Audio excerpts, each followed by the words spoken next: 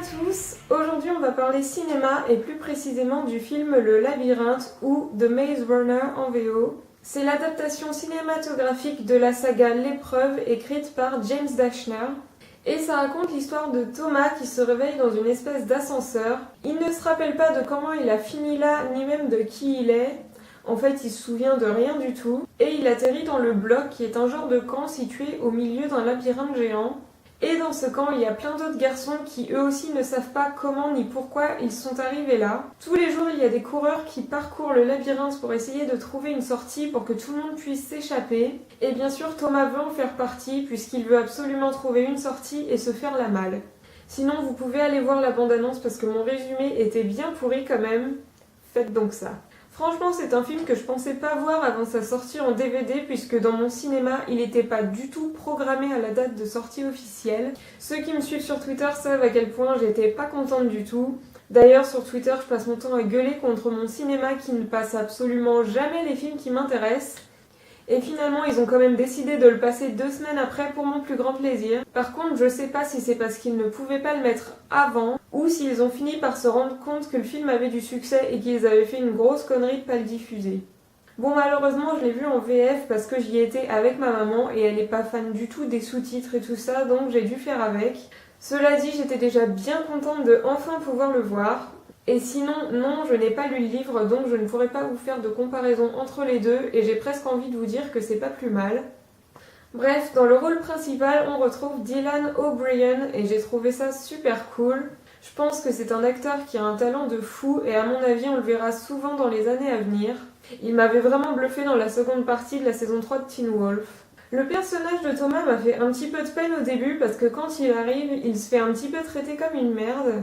Tout ça parce que les autres veulent imposer leur supériorité parce qu'ils étaient là avant lui, ce que je trouve totalement con. Ça fait très je veux marquer mon territoire. En plus dans le bloc il y a que des mecs et ça j'avoue que j'ai pas trop compris pourquoi. Même en connaissant la raison pour laquelle ils sont là, je vois pas pourquoi il n'y a pas de filles. En fait je sais pas s'il y a une vraie raison logique dans l'histoire ou si c'est juste pour le fun. Donc pour en revenir à Thomas, au début il m'a fait un petit peu de peine et après il m'a un chouïa irrité parce qu'il est nouveau, il vient d'arriver et pourtant il veut tout changer et prendre le leadership au bout d'1 jour et demi. J'avais un petit peu envie de lui dire mec tu vas te calmer, il y a des gens qui sont là depuis bien plus longtemps que toi, je pense qu'ils savent ce qu'ils font. Bon après je pense que l'histoire aurait été bien différente s'il avait pas eu cette attitude. Mais quand même. Prends le temps de te poser 2 minutes, Thomas, enfin. Bon, sinon, les scènes dans le labyrinthe sont les meilleures à mon goût. Enfin, théoriquement, elles sont toutes bien, vu que j'ai adoré le film.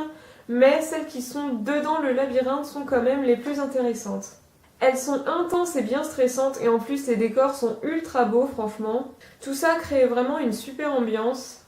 Aussi, en parlant du labyrinthe, j'ai pas trop compris pourquoi un des coureurs a fait une carte alors que les murs sont censés changer de place chaque nuit. Visuellement c'est joli, elle est plutôt sympa sa maquette franchement, mais c'est pas très cohérent avec l'histoire, mais c'est quand même une belle maquette. Alors pour ceux que ça intéresse, oui il y a un début de réponse à la question pourquoi ils sont là. J'avais peur qu'on ne sache pas pourquoi les gosses sont enfermés à l'intérieur du labyrinthe avant la fin de la saga, mais non, on a quand même un début de réponse dans le premier film, même si j'ai pas tout compris. J'étais soulagée de pas faire face à un suspense horrible du genre « vous saurez tout à la dernière minute du dernier film ». Donc tout va bien. Par contre, j'ai une petite question pour les gens qui ont vu le film. J'ai pas compris pourquoi Thomas a été envoyé et je sais pas si c'est laissé volontairement dans le flou ou si c'est moi qui ai raté un truc pendant mon visionnage. Donc si vous savez, dites-moi. En tout cas, je peux vous dire que je ne me suis pas ennuyée une seule seconde devant le labyrinthe.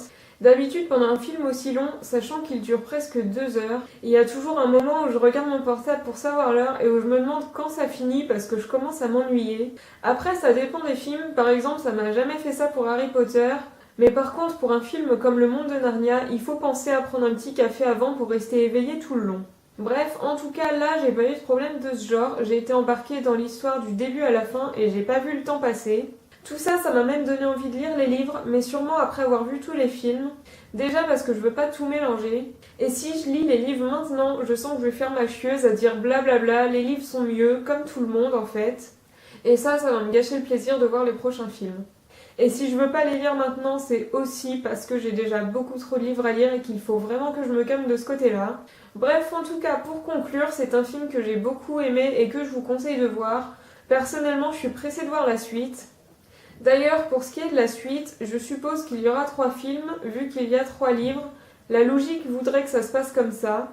Et apparemment, le tournage du second film a déjà commencé et il devrait sortir fin 2015, début 2016.